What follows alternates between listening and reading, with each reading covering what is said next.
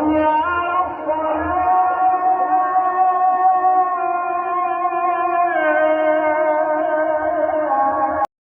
اللہ الرحمن الرحیم. آپ سب حضرات کو معلوم ہے کہ میرا اور اہل حدیث کے نامور عالم جناب مولانا صدیق رضا صاحب کی میری ان کے ساتھ ڈیبیٹ چل رہی ہے 3 طلاق کے موضوع پر.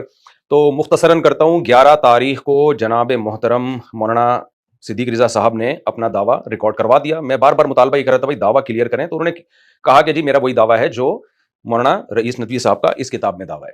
ٹھیک ہے.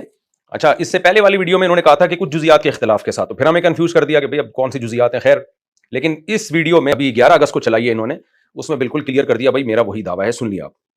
دعوے کی بات مکمل ہو چکی ہے. اب یہ کہنا کہ دعویٰ واضح نہیں ہے, یہ بات موجود نہیں ہے, وہ بات جب میں کہہ چکا ہوں کہ میرا موقف وہی ہے جو تنویر الآفاق میں لکھا ہوا ہے, تو پھر اس کے بعد دعوے والی بات تو باقی نہیں رہتی. اچھا, فرما رہے ہیں کہ میرا موقف وہی ہے جو تنویر الآفاق میں لکھا ہوا ہے. تنویر الآفاق 524 صفحوں کی کتاب ہے, بلکہ 538, یعنی اگر فہرست بھی ملا لی جائے نا 528, دیکھ رہے ہیں 528 صفحوں کی کتاب ہے. یہ اتنی موٹی اور اتنی بڑی کتاب. تو فرما رہے ہیں کہ میرا موقف وہی ہے جو اس میں لکھا ہوا ہے. ان کی ایک دوسری کتاب ہے جو بالکل اسی ٹاپک پر ہے اور ان کا بھی وہی موقف ہے, وہ ہے جناب کفایت اللہ سنابلی صاحب کی کتاب ہے انوار الاخلاق. وہ 880 صفحوں کی کتاب ہے. اب مجھے ایک بات بتائیے کہ کوئی شخص کہتا ہے کہ میرا دعویٰ وہی ہے جو اس کتاب میں لکھا ہوا ہے, تو یہ کتاب صرف دعوے پہ تھوڑی لکھی ہوئی ہے, اس میں تو 20 چیزیں ہیں. آپ صفحہ نمبر بتا دیتے کہ یہاں لکھا ہوا ہے, فلاں فلاں جگہ لکھا ہوا ہے, بکھریا ہوا ہے وہ دعویٰ. تو یہ تو آپ کا کام تھا جناب صدیق رضا صاحب. خیر, میں نے اس دعوے کو لکھ لیا ہے تاکہ اب لکھی ہوئی بات پہ ہماری بات چیت چلے. میرا دعویٰ کیا ہے میں پڑھ کے سنا دیتا ہوں تاکہ ہم اب ڈیبیٹ کی طرف جائیں. اگر کوئی رخصتی سے پہلے بیوی کو فم واحد یعنی ایک منہ سے 3 طلاقیں دے, یعنی ایک جملے میں جمع کر کے 3 طلاقیں دے, یعنی یوں کہے کہ تمہیں 3 طلاقیں ہیں, تو تینوں طلاقیں واقع ہو جائیں گی. اور اگر ایک منہ سے 3 طلاقیں نہ دے, یعنی ایک جملے میں جمع کر کے 3 طلاقیں نہ دے بلکہ فرق کر کے 3 طلاقیں دے, یعنی الگ الگ جملوں میں 3 طلاقیں دے, یعنی یوں کہے تمہیں طلاق ہے طلاق ہے طلاق ہے, تو صرف پہلی طلاق واقع ہوگی, دوسری واقع نہیں ہوگی. اور اگر رخصتی کے بعد بیوی کو 3 طلاقیں دے تو خواہ ایک منہ سے دے یا الگ الگ جملوں سے دے, تینوں طلاقیں واقع ہو جائیں گی. یہ میں آپ کے ساتھ شیئر بھی کر رہا ہوں. یہ میرا دعویٰ ہو گیا کلیئر. اب ہم چلتے ہیں اہل حدیث حضرات کے دعوے کی طرف. آپ ذرا صدیق رضا صاحب کا یہ دوبارہ سن لیں. جی, جب میں 5 اگست 2026 کے بیان میں عرض کر چکا ہوں کہ طلاق کے مسئلے پر میرا بھی وہی موقف ہے جو علامہ رئیس ندوی رحمہ اللہ تنویر الآفاق میں بیان کر چکے ہیں, اور اس میں مجلس عدت, حیض, طلاق, طہر وغیرہ کی تفصیلات آ چکی ہیں. دلائل بھی ہیں, جب ساتھ بیٹھیں گے تو دلائل پر بات ہوگی. تو پھر اب طارق مسعود کا اپنے الفاظ میں خلاصہ بیان کرنا, تو ظاہر سی بات ہے یہ تو وہ بھی مانتے ہیں کہ میں ان کے الفاظ کا پابند نہیں, وہ میرے الفاظ کے پابند نہیں. سب مانتے ہیں کہ آپ میرے الفاظ کے پابند نہیں, میں آپ کے الفاظ کا پابند نہیں, لیکن کسی الفاظ کے تو ہم پابند ہوں گے نا. تو آپ پھر اپنے الفاظ میں بیان کر دیتے نا, تو یہ اتنا مسئلہ ہی نہ ہوتا, اتنی تاخیر ہی نہ ہوتی. تو اب میں اپنے الفاظ میں اس کو ریٹن فارم میں لکھ کے لایا ہوں. جیسے میں نے اپنا دعویٰ ریٹن میں لکھ لیا, تو اب آپ کا دعویٰ کیا ہے وہ بھی میں ریٹن میں لکھ کے لایا ہوں. 880 صفحوں کی کتاب سنابلی صاحب کی اور 528 صفحوں کی کتاب تنویر الآفاق, اس سے میں نے خلاصہ نکالا. جناب صدیق رضا صاحب, آپ یہ کہہ رہے ہیں کہ حیض, نفاس, مجلس کی سب باتیں اس میں لکھی ہوئی ہیں, تو اب میں نے اس کو ریٹن فارم میں لے آیا ہوں. لکھی ہوئی کا حاصل کیا ہے, اور اس سے الحمدللہ ریٹن فارم میں لوگوں کے سامنے یہ بات آ جائے گی کہ اہل حدیث کا اصل دعویٰ کیا ہے, اور ہماری اب اس دعوے پہ ڈیبیٹ ہوگی. لیکن الحمدللہ اچھی بات یہ ہے کہ اب اس دفعہ صدیق رضا صاحب نے کلیئر کر دیا کہ میرا وہی دعویٰ ہے جو مولانا رئیس ندوی صاحب نے لکھا ہوا ہے پوری کتاب میں, اور پوری کتاب سے میں اخذ کر کے لے آیا ہوں آپ کے سامنے. اور جناب یہ بھی کہہ رہے ہیں کہ مفتی صاحب میں آپ کے الفاظ کا محتاج نہیں ہوں. بہت اچھی بات کی آپ نے. تو یہ میرے الفاظ ہیں جو میں اب آپ کے سامنے پڑھ کے سناؤں گا. آپ ان کو اپنے الفاظ میں کنورٹ کر دیں کسی سافٹ ویئر کے ذریعے, یا اپنے کاتب سے لکھوا لیں, تو آپ کی مرضی ہے. میں ریفرنسز کے ساتھ اب آپ کو ان کا پورا دعویٰ منقع کر کے ایک ایک لفظ کلیئر کر کے آپ کے سامنے پیش کر رہا ہوں تاکہ ہماری ڈیبیٹ اب شروع ہو سکے. بسم اللہ الرحمن الرحیم. اہل حدیث حضرات کا دعویٰ, یہ میں پیج آپ کے ساتھ شیئر بھی کر دوں گا. جتنے پیجز ہیں, یہ 5 پیجز ہیں جن پر ان کا دعویٰ کمپلیٹ ہوا ہے, اور یہ میرا قصور نہیں ہے. دعویٰ ہی اتنا لمبا ہے تو بھائی میں کیا کر سکتا ہوں, دعویٰ ہے ہی اتنا لمبا, میں نے تو بہت مختصر کر کے اس کو سمرائز کیا ہے. اور اگر اس دعوے کو آپ غلط کہتے ہیں کہ نہیں یہ ہمارا دعویٰ نہیں ہے صدیق رضا, دیکھیں دلائل کی بحث تو بعد میں ہوگی جب میں آپ کے پاس بیٹھوں گا کہ یہ دعویٰ درست ہے یا غلط ہے. ابھی تو صرف دعوے کو کلیئر کیا جا رہا ہے کہ اہل حدیث کیا کہتے ہیں, 3 طلاقیں واقع کب ہوتی ہیں. تو یہ میں نے خلاصہ نکالا ہے. بسم اللہ الرحمن الرحیم. 3 طلاقیں کیسے واقع ہوتی ہیں, اس سے متعلق مسلک اہل حدیث کا دعویٰ. پہلی طلاق کے واقع ہونے کی 3 شرطیں ہیں. پہلی شرط, بیوی حیض اور نفاس کی حالت میں نہ ہو. یہ آپ کے سامنے میں نے پیج شیئر کر دیا ہے. یعنی حالت حیض تقریباً 6 سے 7 دن اور نفاس تقریباً 40 دن میں جتنی بھی طلاقیں دی جائیں ایک بھی واقع نہیں ہوگی, چاہے ایک مجلس میں دی جائیں یا الگ الگ مجلسوں میں, ایک بھی واقع نہیں ہوگی. پہلی طلاق کے واقع ہونے کی دوسری شرط, جس طہر میں طلاق دے رہا ہے اس سے پہلے والے ایام حیض میں طلاق نہ دی ہو. پیج آپ کے سامنے میں نے شیئر کر دیا ہے. یعنی پہلی طلاق اگر حالت حیض میں دی تو وہ طلاق تو کالعدم ہوگی جیسا کہ پہلی شرط میں گزرا, لیکن اب اس طلاق کی وجہ سے اس حیض کے بعد والے طہر میں دی جانے والی طلاقیں بھی کالعدم ہوں گی. یعنی کسی نے بیوی کو حالت حیض میں طلاق دے دی تو اس حیض کے بعد والے پورے طہر تقریباً ایک ماہ میں وہ جتنی بھی طلاقیں دے گا ایک بھی واقع نہیں ہوگی, چاہے ایک مجلس میں دے یا الگ الگ مجلس میں دے. پہلی والی بھی گئی جو حیض میں دی تھی اور اس کے بعد پورے طہر میں سب کالعدم ہوں گی. یہ پہلی طلاق کے واقع ہونے کی شرطیں بیان ہو رہی ہیں. تیسری شرط پہلی طلاق کے واقع ہونے کی, پاکی کے ان ایام میں یہ طلاق دی جائے جس میں ہم بستری نہ کی ہو. پیج کا صفحہ میں نے آپ کے ساتھ شیئر کر دیا ہے. یعنی پاکی کے وہ ایام جس سے پہلے والے حیض کے ایام میں بیوی کو طلاق نہ دی ہو, ان پاکی کے ایام میں اگر ہم بستری کر لی تو ہم بستری کے بعد ان پاکی کے پورے ایام میں یعنی تقریباً ایک ماہ میں جتنی بھی طلاقیں دے گا ایک بھی واقع نہیں ہوگی, چاہے ایک مجلس میں دے یا الگ الگ مجلسوں میں دے, بشرطے کہ اس ہم بستری سے حمل نہ ٹھہرا ہو. اگر حمل ٹھہر گیا اور پھر طلاق دی تو پھر طلاق واقع ہو جائے گی. صفحہ آپ کے ساتھ شیئر کیا ہوا میں نے.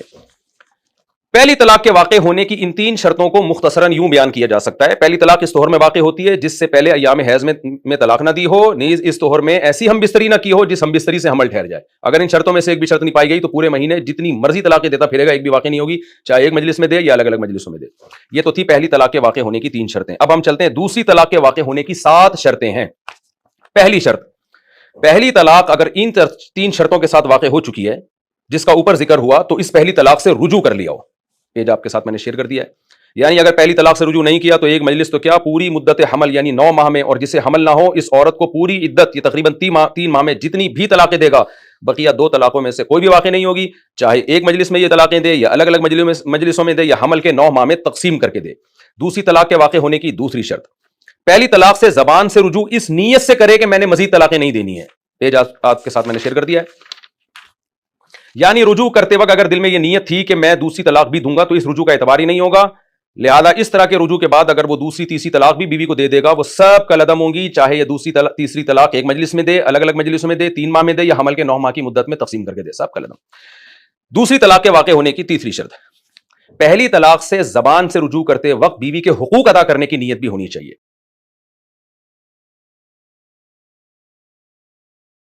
یعنی پہلی طلاق سے رجوع تو کر لیا اور رجوع کرنے میں مزید طلاقیں دینے کی نیت بھی نہیں تھی, لیکن رجوع کرتے وقت بیوی کے حقوق ادا کرنے کی نیت نہیں تھی. یعنی یہ نیت تھی کہ اس کے بنیادی حقوق ادا نہیں کروں گا تو یہ رجوع بھی کالعدم سمجھا جائے گا. لہذا ایسے رجوع کے بعد اگر وہ دوسری اور تیسری طلاق دے گا تو واقع نہیں ہوگی, چاہے ایک مجلس میں دے, الگ الگ مجلسوں میں دے, 3 میں دے یا حمل کی 9 ماہ کی مدت میں تقسیم کر کے دے. دوسری طلاق کے واقع ہونے کی چوتھی شرط, پہلی طلاق سے رجوع اگر ہم بستری کے ذریعے کیا ہے تو ہم بستری کے ذریعے رجوع اچھی نیت سے ہو, نیز اس ہم بستری سے حمل بھی ٹھہرے. اہل علم کو معلوم ہے کہ طلاق سے رجوع 2 طرح سے ہوتا ہے, زبان سے اور عمل سے. زبان سے رجوع تو یہ کہ زبان سے کہتے ہیں میں نے رجوع کیا, عمل سے رجوع کا مطلب زوجہ سے ہم بستری کر لے. پہلی طلاق کے بعد شوہر نے رجوع اگر زبان سے نہ کیا ہو بلکہ عمل سے رجوع کیا یعنی بیوی سے ہم بستری کر لی تو ہم بستری کے ذریعے بے شک اچھی نیت سے ہی رجوع کیوں نہ کیا ہو, لیکن پھر بھی اس ماہ وہ دوسری اور تیسری طلاق نہیں دے سکتا, چاہے ایک مجلس میں دے یا الگ الگ مجلسوں میں دے یا حمل کی پوری 9 ماہ کی مدت میں دے. اچھی نیت کا مطلب کیا ہے؟ اچھی نیت کا مطلب یہ ہے کہ بھائی اس رجوع کے بعد نہ تو بیوی کو مزید طلاقیں دینے کا ارادہ ہو اور نہ ہی آئندہ اس کے بنیادی حقوق میں کوتاہی کا ارادہ ہو. اچھا بھائی, کیوں یہاں پہلی طلاق سے شرعی رجوع تو پایا گیا کیونکہ نیت اچھی تھی اس کی, مگر پہلی طلاق سے اس طرح سے رجوع کے باوجود دوسری طلاق پھر بھی واقع نہیں کر سکتا کیونکہ جس طہر میں ہم بستری کر لی جائے اس طہر میں مرد کے پاس طلاق کا اختیار ہی نہیں ہوتا. ہاں اگر عورت حمل سے نہیں تھی اور اچھی نیت سے کی ہوئی اس ہم بستری کی وجہ سے حمل ٹھہر گیا تو پھر دوسری طلاق دے سکتا ہے. ریفرنس, اس دوسری شرط کا آسان خلاصہ کیا یہ بتا دیتا ہوں. پہلی طلاق سے رجوع اگر ہم بستری کے ذریعے کیا تو ہم بستری اچھی نیت سے ہو, نیز اس ہم بستری سے حمل بھی ٹھہرے, پھر دوسری طلاق واقع ہوگی, ورنہ ایک مجلس تو کیا پورے مہینے جتنی مرضی طلاقیں دیتا پھرے گا, مزید کوئی طلاق واقع نہیں ہوگی. دوسری طلاق کے واقع ہونے کی 5ویں, 6ٹھی اور 7ویں شرط. دوسری طلاق کے واقع ہونے کی 5ویں, 6ٹھی اور 7ویں شرط وہی ہے جو پہلی طلاق کے واقع ہونے کی پہلی, دوسری اور تیسری شرط ہے. یعنی حیض و نفاس کی حالت نہ ہو, اگلے طہر میں دوسری طلاق دے رہا ہے تو ضروری ہے کہ ہم بستری نہ کی ہو, اور اگر ہم بستری کر لی تو ضروری ہے کہ اس ہم بستری سے حمل ٹھہر گیا ہو, نیز اس طہر سے پہلے جو حیض کے ایام آئے تھے ان ایام میں پہلی یا دوسری طلاق نہ دی ہو. اگر اس سے پہلے حیض کے ایام میں پہلی یا دوسری طلاق دی تو اب اگلے پورے طہر یعنی 1 ماہ تک طلاق دینے کا اختیار ختم ہو گیا. لہذا اس طہر میں یہ اگر دوسری طلاق دیتا ہے بلکہ جتنی مرضی طلاقیں دیتا ہے واقع نہیں ہوں گی, چاہے ایک مجلس میں دے یا الگ الگ مجلسوں میں دے. تیسری طلاق کے واقع ہونے کی بھی 7 شرطیں ہیں. وہ تمام 7 شرطیں جو دوسری طلاق کے واقع ہونے کی ہیں وہ تمام کی تمام 7 شرطیں تیسری طلاق کے واقع ہونے کی بھی ہیں. یعنی خلاصہ اس کا کیا ہے, بیوی حیض و نفاس کی حالت میں نہ ہو, ٹھیک ہے, جس دور میں تیسری طلاق دے رہا ہے اس سے پہلے والے ایام حیض میں تیسری طلاق نہ دی ہو، اگر یہ غلطی اس سے سرزد ہو گئی تو اب اس پورے ماہ تیسری طلاق نہیں دے سکتا، دے گا تو وہ تیسری طلاق کالعدم ہوگی۔ دوسری طلاق کے واقع ہونے کے بعد اچھی نیت سے اس دوسری طلاق سے زبان سے رجوع بھی کر لیا ہو، اگر زبان سے رجوع نہ کیا بلکہ زوجہ کے ساتھ ہم بستری کے ذریعے رجوع کیا تو ہم بستری کے ذریعے یہ رجوع اچھی نیت سے ہونا بھی ضروری ہے، اور یہ بھی ضروری ہے کہ اس ہم بستری سے حمل بھی ٹھہر گیا ہو۔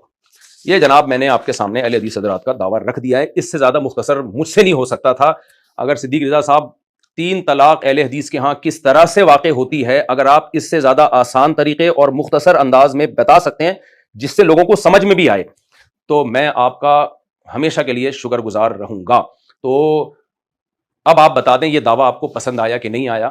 میں اپنے الفاظ آپ کی زبان میں نہیں ڈال رہا، نہ میں آپ کو مجبور کر رہا ہوں، میرے بس میں یہی تھا، گھنٹوں محنت کر کے میں نے پورا سمرائز کیا اس دعوے کو۔ تو اہل حدیث کے ہاں 3 طلاقیں اس طریقے سے ہوتی ہیں، تو اس دعوے پر اب ہماری انشاءاللہ ڈیبیٹ ہوگی، یعنی اہل حدیث کے نمائندے جناب صدیق رضا صاحب قابل احترام اب ہماری جو آپس میں ڈیبیٹ ہوگی اس میں قرآن اور حدیث سے دلائل پیش کریں گے کہ یہ اہل حدیث کا جو دعویٰ میں نے آپ کے سامنے پیش کیا ہے اس طریقے سے قرآن و سنت کے مطابق 3 طلاقیں واقع ہوتی ہیں۔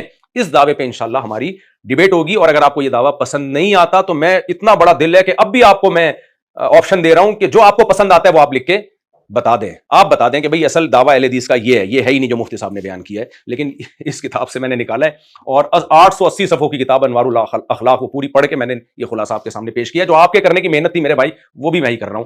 تو چلو کوئی بات نہیں، تو آپ نے قرآن سے، حدیث سے اور صحابہ کے اقوال بھی پیش کر سکتے ہیں، چونکہ آپ بھی عالم ہیں، آپ کو پتہ ہے کہ وہ اقوال صحابہ کے جو غیر مدرک بالقیاس ہوتے ہیں، یعنی جس میں عقل اور رائے کا دخل نہیں ہوتا، حلال و حرام سے متعلق، عبادات سے متعلق، جن میں اجتہاد کی گنجائش ہی نہیں ہے، تو صحابی کا وہ قول رسول ہی کے حکم میں ہوتا ہے۔ ابن حجر رحمہ اللہ نے بھی لکھا ہے اور حدیث کی اصول حدیث کی کتابوں میں ہے کہ صحابی کا ہر قول ان کی ذاتی رائے نہیں کہلاتا، بعض اقوال ایسے ہوتے ہیں جو حدیث مرفوع کے حکم میں ہوتے ہیں، یہ اصول تو متفقہ ہے۔ تو اس لیے اگر آپ صحابی کا قول بھی پیش کرنا چاہیں تو بھی اس کو دلیل ہی میں سمجھوں گا، تو دلیل ہوگی قرآن سے، حدیث سے، اور حدیث کے مفہوم میں صحابی کا وہ قول جو غیر مدرک بالقیاس ہو وہ بھی داخل ہے اس میں۔ تو قرآن سے، حدیث سے اور اقوال صحابہ سے جب آپ دلیل پیش کریں گے تو میں اس کو دلیل مانوں گا، اور میں بھی جب ان سے دلیل پیش کروں گا تو آپ بھی دلیل مانگیں گے، مانیں گے اس کو۔ اس کے علاوہ جو ہم اقوال علماء کے اور فلاں کے وہ تائید کے طور پہ پیش کیے جا سکتے ہیں، لیکن دلیل وہ نہیں دلیل قرآن اور حدیث کا نام ہے۔ سمجھ میں آ رہی ہے بات؟ قرآن اور حدیثی کے مطابق اقوال صحابہ جو غیر مدرک بالقیاس ہو۔ جزاکم اللہ تعالی احسن الجزا۔ آخر میں ایک چھوٹا سا ان کی میں ویڈیو اور دکھا دیتا ہوں آپ کو۔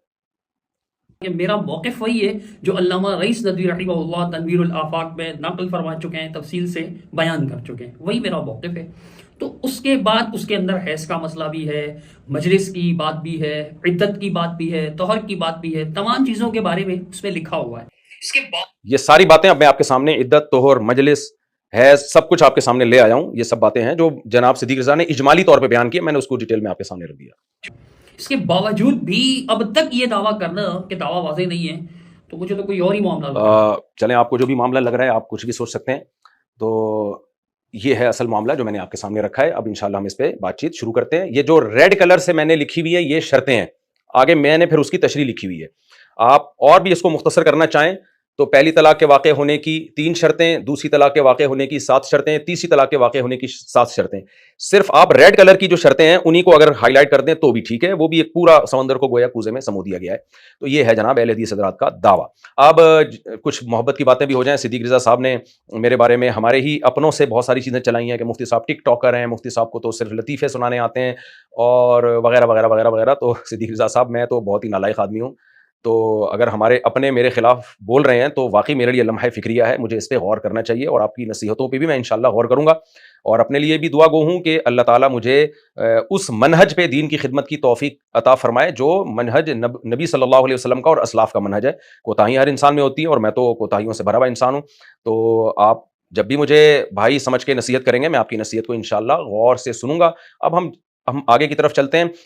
اب اس ڈیبیٹ پہ ہم نے کہاں بیٹھنا ہے؟ میری بہت زیادہ خواہش ہے کہ یہ ڈیبیٹ ہماری آمنے سامنے بیٹھ کے ہو، اور یہ جو آفس جہاں میں یہ ریکارڈنگ کروا رہا ہوں یہاں پر ہو جائے۔ آپ پہلے بھی آپ آئے تھے ہمارے یہاں جو تقلید کے موضوع پر آپ نے بات چیت شروع کی تھی، تو اس دفعہ بھی اگر آپ آ جائیں تو یہ میرے لیے بڑی خوشی کی بات ہوگی۔ سیکیورٹی کے کچھ مسائل کی وجہ سے اگر آپ آ جائیں تو یہ زیادہ اچھا ہوگا۔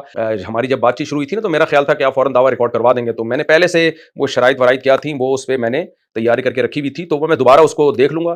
تو میری خواہش بہرحال یہی ہے کہ یہ ڈیبیٹ یہاں پر ہو تو اس میں ہم ذرا کمفرٹیبل ہوں گے سیکیورٹی کے مسائل کی وجہ سے. آپ کو پتا ہے میں تھوڑا سا مشہور آدمی ہوں، جہاں بھی جاتا ہوں رش وش لگنے کا خطرہ ہوتا ہے، در مچنے کا خطرہ ہوتا ہے. یہاں ہمارے گارڈ بھی ہیں، تو یہ پہلی میری خواہش ہوگی. اور اس کے علاوہ پھر باقی جو چیزیں ہیں وہ انشاءاللہ آپ جیسے ہی اب اس کا جواب دیتے ہیں تو آپ کے ذہن میں کوئی شرطیں ہوں تو وہ بھی آپ ریکارڈ کروا سکتے ہیں. تو اب ہم انشاءاللہ اس ڈیبیٹ کی طرف ہم چلتے ہیں. اللہ تعالیٰ عمل کی ہم سب کو توفیق عطا فرمائے اور اس ڈیبیٹ کو ایک اچھے طریقے سے ایک منطقی انجام تک پہنچائے. تو ہم چاہتے ہیں میں اور صدیق رضا صاحب کے ایک ایسی مثال دنیا کے سامنے قائم کریں کہ بھائی علمی ڈیبیٹ اس طرح سے بھی ہو سکتی ہے. اس میں میں بھی کوشش کروں گا اور صدیق رضا صاحب تو کوشش کر ہی رہے ہیں الحمدللہ. اللہ تعالیٰ ہم سب کو عمل کی توفیق عطا فرمائے. جزاکم اللہ تعالیٰ. اصل جزا آج ہے جی 13 اگست 2026.